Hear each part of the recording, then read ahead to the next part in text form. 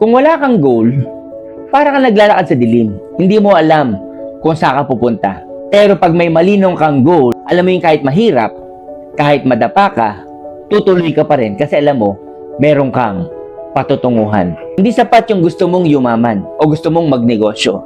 Ang importante, specific yung gusto mong mangyari sa buhay mo. Magkano yung target mo, ano yung gusto mong ma-achieve, anong steps yung mga dapat mong gawin. Kasi pag klaro ang goal mo, klaro rin ang direksyon mo.